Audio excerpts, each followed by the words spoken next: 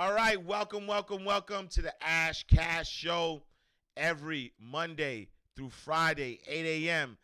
to 9 a.m. Eastern Standard Time. Tell a friend to tell a friend. Make sure you go to the ashcashshow.com to subscribe to the podcast. Make sure you go to ashcashtv.com so that you can subscribe to the YouTube channel. If it's your first time, thank you so much for joining us. If you've been with us throughout these months that we've been rocking out, I appreciate you. You know, you could be anywhere on the planet Earth, but you're here with us, the Mind Right Moguls, and we appreciate that. This started out as a vision back in May. Honestly, like it's so crazy how things are going so fast, right? This started as a vision back in May, and so we've been rocking May, June, and now first day of July. We in the building and we still going strong, getting better and better.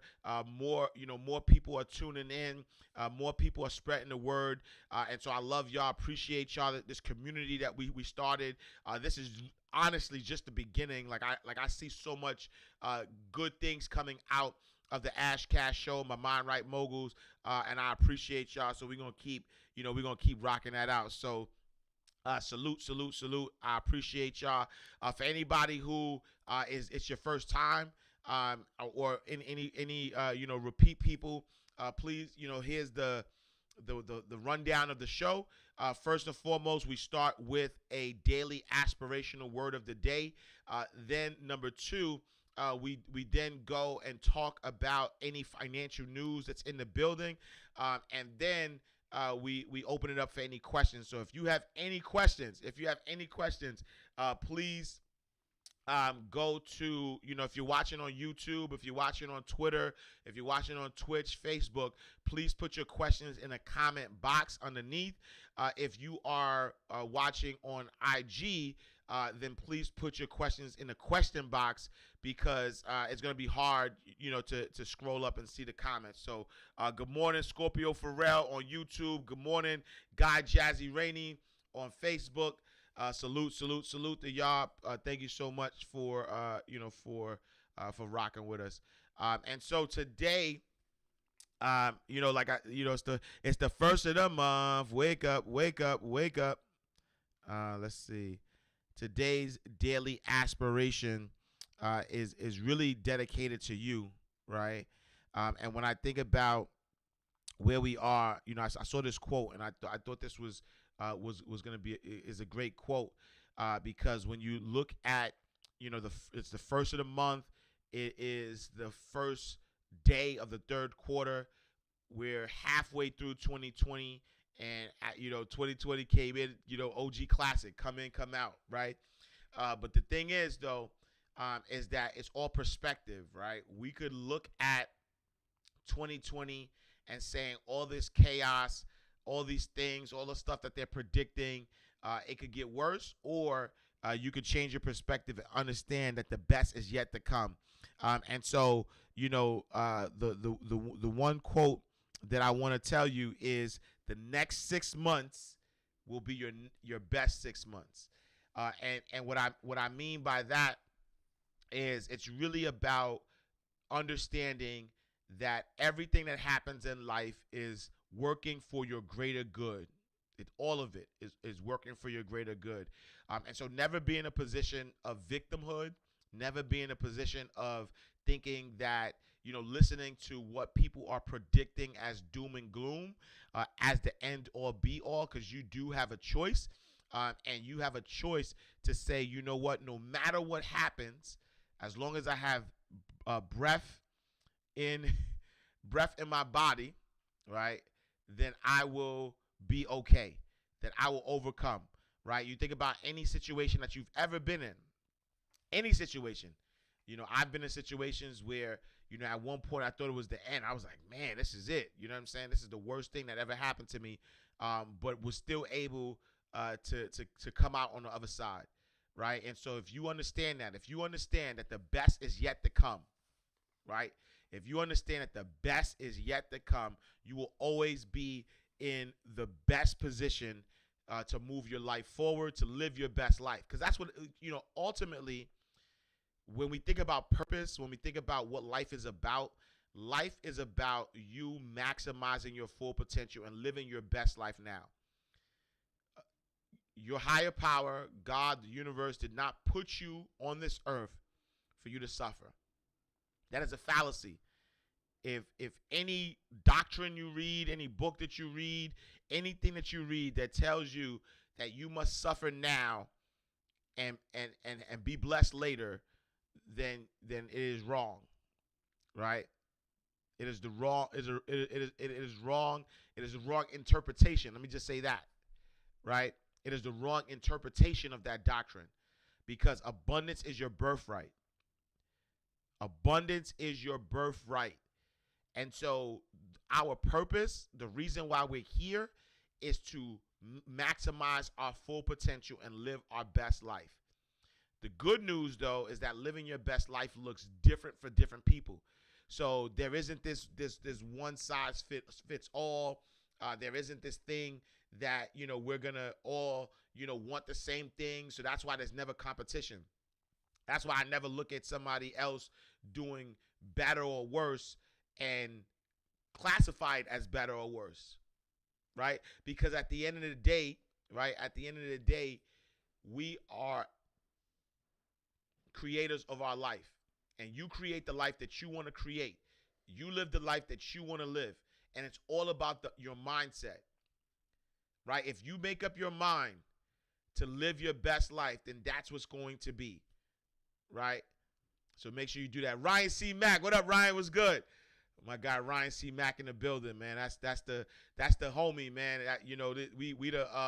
We've now elevated into the OG statuses of the financial education world. So back when we all was getting started, I mean, he got some years on me, but salute to Ryan, man. Salute to my guy Ryan C. Mack in the building. So make sure that, as you're thinking about, where you are, what 2020 looks like, the rest of 2020 is going to be the best of 2020. If you make that up in your mind for it to be that way, right? If you make sure that as you are moving forward, that this third quarter, this July, right, this new phase, this second half is going to, if you make up in your mind that it's going to be the best, then move in that space. So all right, so that's where we are. Salute. All right, cool. All right, so let's jump into the financial news. In the markets, NASDAQ was up 1.87%, and so NASDAQ broke the 10,000 mark again. So it's at 10,058.77. S&P 500 is up 1.54%. Dow Jones Industrial Average is up 0.85%. Gold is up 0.98%. 10-year Treasury is up 3 basis points, and then oil is down 0.15%. And so the stocks polished off the best quarter in decades. Granted, they started off down in the dumps. Analysts attribute the gains to the government stimulus measures and generally more positive developments in the fight against the coronavirus. As the economy is starting to tick up. So the U.S. Consumer confidence ticked up in June along with reopenings, but remained below pre-COVID levels. And so again, stocks closed out the best quarter since 1998 with more gains. So Wall Street caps its best quarter since 1998 Tuesday with more gains, a fitting end to a stunning 3 months for investors as the market screamed back towards its record heights after a torrid plunge. The S&P 500 climbed 1.5%, bringing its gain for the quarter to nearly 20%. The rebound followed a 20% drop in the first 3 months of the year, the market's worst quarter since 2008 financial crisis. The plunge came as the coronavirus pandemic ground the economy and halt millions of people lost their jobs. And so in other news, U.S. Senate Republicans to push next coronavirus aid bill in late July.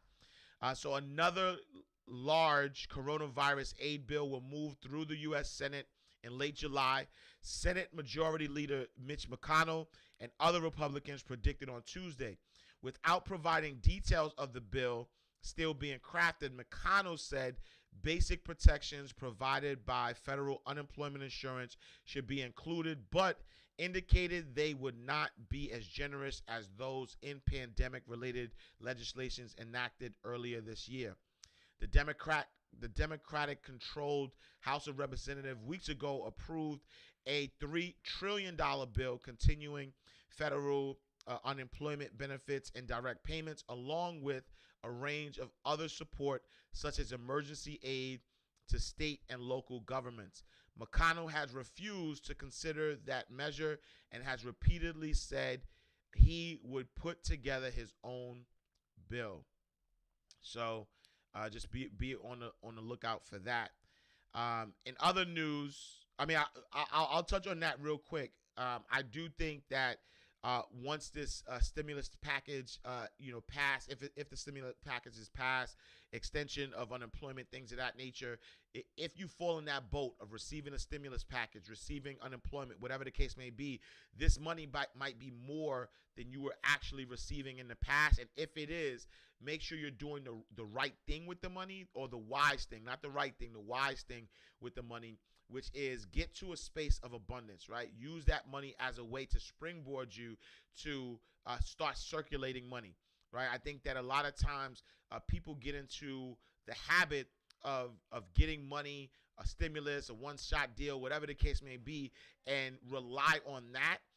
But then you're always going to be at the mercy of programs. You're always going to be at the mercy of, what people are going to hand out to you, opposed to taking that hand out and become a hand up. And I get it, right? It's government money. It's money that you pay your taxes for. So I don't mean it, being a handout in that way. But, we want to use money that we're getting to create a residual income, to create a system where you are investing that money in some type of income producing asset that pays you over and over, right?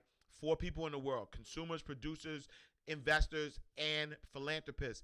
We cannot, right? If financial freedom is our only hope, we cannot stay in a state of only being consumers. We must produce, we must invest, and we must give back. So understand that. Let's see. All right. In other news, new swine flu in China could morph into cause human pandemic, study warns.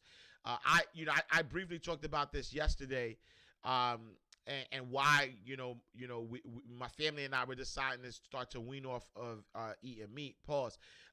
Researchers in China have discovered a new type of swine flu that is capable of triggering a pandemic, according to a study published on Monday in the U.S. scientific journal PNAS, named G4. It is genetically descended from the H1N1 strain that caused a pandemic in 2009. It possesses all the essential hallmarks of being highly adapted to infect humans, says the authors, scientists at Chinese University and China Center for Disease Control and Prevention. The World Health Organization said Tuesday that it would read carefully the study on the new virus, with a spokesman saying the findings highlighted the importance of the world not letting our guard down on influenza. And so from what I read yesterday, the study was saying that the swine flu was passed from a pig to human, right? And honestly, it didn't say that the infection could be passed from human to human. And so I haven't eaten pork for a long time, since 2001. But we'll keep a close eye on that to see what happens. And in other news, in Confederate news, Mississippi changing its flag isn't the end of Confederate symbols in the state's flag. Mississippi has made it official. The state's flag, which bears the familiar cross of the Confederate battle flag, will officially be changed. The state's Republican governor signed the decision into law, solidifying yet another response to ongoing racial reckoning around the country. Um, Man, I feel like it's salute to David Banner. David Banner had posted something on his Instagram that talked about the history of the Confederate flag. And so, in fact, a lot of the flags that, the actual Confederate flag that we see is not the official Confederate flag. And a lot of the flags that are still around actually have more resemblance to the official Confederate flag. It's weird. It's a weird thing. It's a weird thing as it relates to, like, Confederate flags and all these. I like to call them shiny objects. If you listen to the interview I did with Sean Rochester, the author of Black TACS, we talk about shiny objects, right? He lays down what is important as it relates to what's really gonna move us forward. And it's not it's not the name of a street, it's not names of schools, it's not names of it's not flags, right? I get it though, I get it. I'm not diminishing any of that stuff, because if those symbols cause pain to you, and seeing those symbols every single day, seeing them in your streets, seeing them, I get it. I understand how that could be a reminder of the past. But I think that the biggest reminder is economic injustice, right? I think that's the biggest reminder. I think the biggest reminder of the past is that in 2020, black people own less land than they did in 1863, I believe. I think that's the date. So in 1863, black people owned more land than they do in 2020. I think that, I think that's I think that there's more, there's still mass incarceration, which means slavery still exists, right? I think stuff like that is what's more alarming than the actual name of a street, or a painting on a floor, or a flag, because it's the policies, and I even salute to Netflix. I saw the story that talks about how Netflix is going to donate $100 million, or not even donate, but it's going to invest $100 million into black institutions, black banks, right? And so banks that support the black community, it's going to give money to help access the capital. Stuff like that, that's what we want to talk about, right? If it's creating more jobs, if it's helping existing small businesses, or it's giving access to capital, those are the three things that constitute what really helps the community. Not again, the gestures are good, right? They're a move in the right direction, but it can't be the end all be all. Like, we can't get excited, right? We can't get excited about these sort of like red herrings. I wish there was a Malcolm X quote. Damn, I wish I would have I wish I would have kept it, because I saw it and I was like, man, this is so poignant, but I don't think I saved it. But it literally just talks about the symbolism, right? It talks about the symbolism of of the things, right? You ask for these things, these demands, but instead of getting what you're demanding, you're getting these shiny objects to sort of pacify you without ever giving you exactly what you asked for. So let's stay focused on that. And then lastly, in hip hop news, this is weird, and I don't know if y'all heard about this, but this is weird. So August Alsina says that Will Smith gave his blessings for sexual relationship with Jada Pinkett Smith. And so August Alsina is opening up about his previous rumored relationship with Jada Pinkett Smith. In an hour-long interview with personality Angela Yee, shared Tuesday, June 30th, the New Orleans singer spoke in depth about his life and career, including, right, including the autoimmune disease that has plagued him for years, as well as the taboo topic of dating Pinkett Smith. Yee brought up Alsina's 2019 track Nunya, where he appeared to confirm the relationship, to which the singer admitted he was ready to address the situation as rumored have been harming his career. It says, I don't think it's ever important for people to know what I do, who I sleep with, who I date, right? He said. But in this instant, it's very different because, as I said, there's so many people that are side-eyeing me, looking at me questionable about it. I've lost many money, friendships, relationships behind it, and I think it's because people don't necessarily know the truth. He went on he went on to reveal he truly loved Jada and received Will Smith's blessing to date his wife after the transformation from their marriage to life partnership. Um, hmm. Um, so yeah, that was just weird to me. And I respect the fact because I respect like Will Smith and Jada like 100%, meaning that I remember watching their interview on the table talks, and I respected the bond that they had. I respected um, what they talked about, as far as like their relationship and how they had to dismantle their relationship and redefine their relationship, and the fact that they're life partners and that they'll always be life partners. Like I can respect that. Um, I just think that's a different level of maturity to be at that space.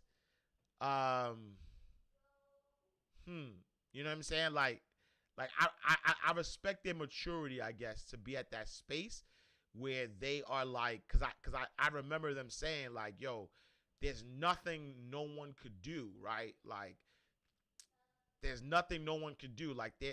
They're life partners. They like there's nothing Jada could do. There's nothing that Will could do that could ever dismantle their life partnership, right? Um, yeah, and so it's yeah, I don't know, right? I don't know because yeah, it's hard for me to comment on that. Because on one end I could understand the life partnership part, but blessings to I mean it's different, right? And so some people can deal with that. I'll leave it there. I'll leave it there. Um, all right, but just wanted to bring that up. So the Grace the DJ say weird for most, but I get it. But it's not for me. Salute, salute, salute. Different for sure. V Good Energy said he got sprung, has not recentered and is using this to access new ways. He did not lose friends because of it. He's gonna be all right. Oh, salute to so I would say August Alsina. I can't believe that marriage leads to staying married, but everyone does their own thing. Yeah. They have been open about it. I'm not that advanced. I think that's a different level of advancement. That's a different level. To each their own, I guess. Rather interesting. I'm not that mature. We either married or we ain't. Word. Good morning, everyone. It's a holiday. Today is Canada's birthday. Oh, happy birthday, Canada! Salute to my Canadians in the building. Fat shout to Toronto, Ontario, all the different states. Happy birthday, Canada for sure. I got some Canadian folks who salute. Fat shout to Femme Creator. I see you. Salute, salute. One fun girl, that's personal. Their relationship has never been traditional, and it seems like it's working for their family. Nah, salute to that. Salute to that. Will hey, have it. Relationships have different bond values. That's true. That's true. Marriage is what you and your spouse make it. I agree with that. D-Nell says marriage is what you and your spouse make. It's because honestly, when you think about, I think to be fair, when you think about like traditions where I mean, even now there's polygamy, right? There's right, is it called polygamy, where like one person is married to like I mean, it's usually the man who's married to different people, and so there, I've seen that work, you know what I'm saying, in some cases, um, and so yeah, and so when you think about having other relationships with people, that um, yeah, it happens, you know what I'm saying, it happens. So, all right, cool. Toronto, Mohai, Toronto in the building. What up? KY Montreal. What up? I personally think they have a business relationship. Your religious beliefs are a big part of it also. That's a fact. I do believe in a sanctuary of marriage, but it's not for everyone. It's a business when thinking about it, two entities becoming one. Will never want to go through another divorce. He said that, so he will do what it takes to keep his marriage together with his Virgo wife. Marriage is business built on love. Right, is what you know what I mean? And if you're in love with a person, you have no desire to be with anyone else. All right. All right, so we'll open it up. We got some questions. So we will open it up. Carmela Mosley in the building. Salute. Good morning, Janine Stewart. Big sis. Good morning. Shelton Johnson, good morning. PK Dixon, good morning. Tanae Garrison, good morning. Most High says, let's keep it 100. We being politically correct. The stuff is weird. It's different. It's definitely different. And the only reason I'm like tippy toeing is because I have mixed views on that. You know what I'm saying? Like I have mixed views on it. So like somebody mentioned before, they were saying that religious beliefs have a lot to do with it, and knowing that relationships are built, like love and sexual relationship. That's one part of a relationship, but then there's other parts of your relationship as well. You know what I'm saying? So yeah. It's a weird thing. So that's a question, right? So Trillionaire Vibe says, what is the benefit of getting married when you're financially well off? Food for thought. I mean, you think about, the most famous, let's say, story or couple that we know that are together from a financial perspective, meaning that they were both financially well off, is like Jay-Z and Beyonce. You know what I'm saying? When you look at Jay-Z and Beyonce, he was worth hundreds of millions. She was worth hundreds of millions. But I think that together they were able to increase their income. But then also I think it's about legacy as well. And I think that ultimately, I don't think you should get married if you're not trying to build legacy. That's just my opinion. Meaning that I think that when you marry somebody, it should be the goal should be to be better together. Because like my guy Storm said, right? My guy Storm says marriage is a business built on love. You know what I'm saying? And so when I think about that, I'm like, all right, marriage is a business, right? So you have marriage is this business, and then there's love, right? Like it's built on your love for that person, and so when you think about it, it's like you can't just get married for love. You know what I'm saying? Like you can't just say, hey, I love this person, so I'm gonna get married to them, but then don't intertwine the business aspect of it, right? Are y'all getting together to become better, right? We talked about interdependency the other day, right? Are you independent? Can you hold your own? Like, are you good by yourself? Are you a force with you together? Fast out the fab, right? Are you good by yourself, right? Is she good by herself, right? Is your partner good by themselves? And as and then can you come together, right? Can you come together and build from there? You know what I'm saying? V Good Energy says, as a divorcee, I agree. There was no agreement, re legacy, hence adios. Next and last time though. Next and last time though, legacy, facts, right? Like that's what I believe. I believe that when you come together from a marriage perspective, it should be about building. So you think about Jay-Z and Beyonce, they didn't need each other, but now as they get together and become this interdependency, now they build generational wealth, right? Now they have kids. You're right. They have 3 kids, right? They have 3. Now they have 3 kids that they now are able to build legacies with. And then now their kids, will build their legacy and so on and so forth. You know what I'm saying? And so, think about Kanye and Kim Kardashian. You could think whatever you want, but them getting together is like now they're able to build that legacy for their children. You know what I'm saying?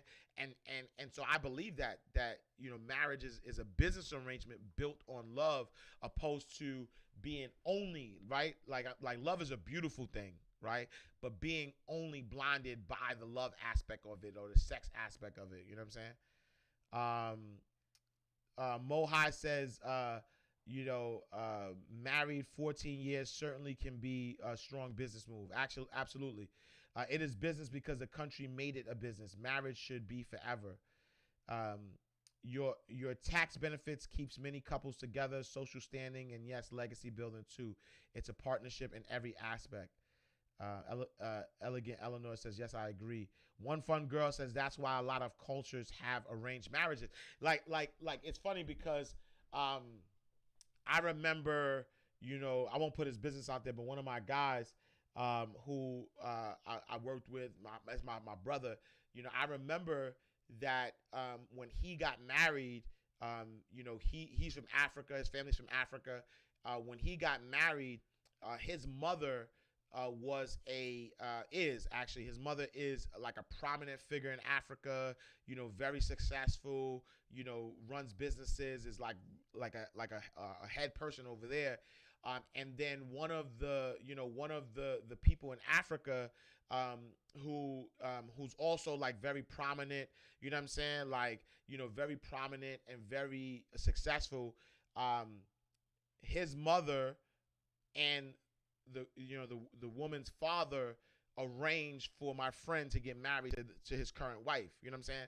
Because it was all about legacy. It was all about keeping the money in the family. And so that's why that happened. They have 3 beautiful kids together and they're continuing to build. But and to your point, that's why a lot of, cultures have arranged marriages, because it's about that legacy. You know, Trillionaire Vibe says there's other ways to do it. The risk versus reward, though, everything is all good when it works out, but statistically it's crapshoot around 50-50. Grace the DJ said, I used to say I'll never marry, but I get it now, and I'm about to make that happen. Salute. Ash, your invite is on the way. Salute. Congrats to the homie Grace the DJ. AU Elox says, never been married. What are the financial benefits of marriage? I mean, technically, the financial benefits of marriage, there's a lot of tax breaks, and so when you file your taxes, there's more, what do you call these things? Not tax breaks. What do you call them? The word is missing me, but deductions, right? You get more deductions, there's more, tax breaks. When you, from a tax perspective, it helps you beneficially. But then also that union of being able to take 2 minds and create it as one, you know what I'm saying? And so financially, if you marry the right person, though, right? Because if you're marrying somebody who isn't maybe, not as ambitious or doesn't support, what you're trying to build, that could actually, pull you back some. But if you're marrying the right person who, you guys have the same financial goals, that level of companionship on a day in, day out basis allows you to continue to build an empire, and then that empire becomes one, right? It's different than a um, business relationship, in a sense, because yes, you could potentially do the same in a business relationship, but that business relationship, now that money goes and it's two separate ways, right? So if you have a business relationship, you're building a business with somebody, and then now that money goes into one household, goes to one household, then goes to another household. But as a married, it's like compound interest almost, right? As a married couple, if you're building, whatever you're building and building it together, that goes into that household, and that's more income, that's more access to now build bigger and bigger and bigger, right? You think about, before Jay-Z became a billionaire, combined with Beyonce, they were worth billions already. And so that billions could then help launch pad other things. It's a fact that they've made more money married together than they did individually. So that's what I would say. I haven't been married long. Let me see. I haven't been married long enough for that to even make sense to me. MJ the Soul says that. Mr. Goto says life is like a tree. When you get married, it's like a new branch on a tree. When you are by yourself, it's leaves it's a leaf on a tree. I agree with that. Ja Rising says, I got your book, Making Sense of Kanye. Yo, check it out. Let me know your thoughts. Anybody who's gotten a book, Making Sense of Kanye, I would love for y'all to go to Amazon and rate the book. Let me know what you think about it. Just so that, because I think I only got like 4 or 1. Maybe I think it's 4 reviews on there. So if you like it, if you don't like it, whatever, just put your ratings on it. Janae Malloy on Facebook says there is an old Oprah interview with a Hasidic family that discusses this. Yeah, I'm gonna go check it out. Spoiled Brat says it's all about marrying the right person. Both parties have to have the same mindset. I agree with that, because a marriage can make or break your life. You know what I'm saying? If you married the wrong person, even if you think about like Think and Grow Rich, Think and Grow Rich talks about that a lot, of how, the right marriage could really propel your life, could really propel your career. So you definitely have to, focus on marrying the right person. Martiza, yeah, deductions and credits, you know what I'm saying? So that's the word I was looking for. I was like stuck for a second. Mocha Maven Haven says, I'm also a divorcee, and what your friend Storm says really resonates with me. Marriage is business built on love. In my next marriage, I will definitely ensure mutual legacy goals are considered. Yeah, I think that's important. I really think that's important. You know what I'm saying? Because, things happen. You know what I'm saying? Like in any relationship, right? When you think about any relationship, any long-term relationship, there's gonna be ups and downs. Like that's a fact, right? That's gonna happen. You know what I'm saying? Like the same way you look at your partner, with googly eyes when y'all first met, 10 years in, you might hate the way they breathe. Like, why you breathing for? Why you breathing so loud? You know what I'm saying? So like if it's built on love only, is what I'm saying. If it's built on love, then the ability for it to sustain is not necessarily going to be there. You know what I'm saying? Because love is going to evolve, right? There's an evolution to it. You know what I'm saying? Like you grow, right? If you grow and your partner grows, if it's only based on this, this infatuation or this love that y'all first had, as it evolves, like what else is your relationship going to be built on? And so that's why I do agree that if you're not in it for legacy building, then don't get married, is what I believe, right? I believe that if you're not in it to build a legacy, to build a family, to make sure your legacy carries on, then what's the point? You might as well have a long-term relationship, and then allow that long-term relationship to evolve. You know what I'm saying? Like if that's not what you're in it for. So that's just my thoughts. You know what I mean? So I definitely think that it's important that business aspect, that you marry the right person, that business aspect is there. Because if if you dated people before, when you first, first start dating somebody, it's new, it feels good, but then eventually, it dies out if it's not the right person, right? if it's the right person, then, throughout the years, your love is going to evolve, right? Your love is going to evolve. It's going to get to that space where, you become a family. You know what I'm saying? Like it's not just only on love. It's this person is, becomes your family. You know what I'm saying? So,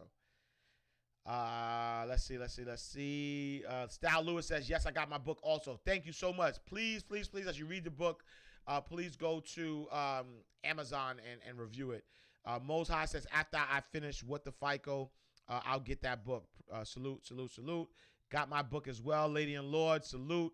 Mr. Go-To, you can grow in a relationship because a lot of us don't know what a healthy relationship looks like. That's true too. Do you have to chew like that? Do you have to chew like that? What are you talking about? Do you have to chew like that? Oh, I get it. You said, you're saying the breath, right? You're right. So like as you get older, as you get deep in the relationship, you be like, yo, why you chewing so loud? You gotta chew like that? Why you breathing? you breathing so hard.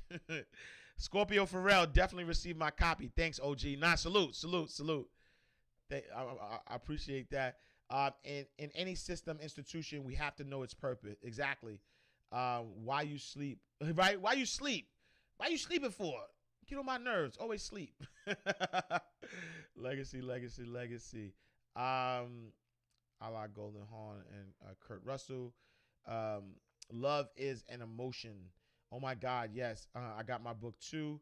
About to dive after this one. I'm reading called Netflix. Yeah, salute to Netflix. I just finished the Kanye book this morning. All right, dope. Yeah, Bass Moreno, salute, King. If you could give me a review, good or bad, let me know how you're feeling. Yeah, man. All right. We got a few more minutes left. Let me open it up for any questions that you guys may have. Let's see. So Lady and Lord Inc. says, with the economy how it is, what's the best way to protect your 401k? What I would say is the best way to protect your 401k is really kind of reviewing what you have your 401k invested in, because the important thing about your 401k is really being at a space and understanding that if it's tied to an index, like we see, right, the S&P 500 is doing, is breaking records. You know what I'm saying? It's doing well. So if you have your 401k tied to one of the indexes, I think you'll be fine. Because, in particular, let's say the S&P 500, if you look at the history of the S&P 500, it's always done better. It's always increased, you know what I'm saying, throughout the years. And so for 401k or any type of index fund, the Dow Jones Industrial, whatever index fund, from a long-term perspective, it's able to do well. And so, I would say look into your 401k and see what's in. Don't necessarily be too afraid because, like, let's say, for instance, when we think about, like, Enron and all these ways that people lost money, they lost this money. Leave it there until you are sure about what you want to do with it, what you want to invest in. So that's what I would say.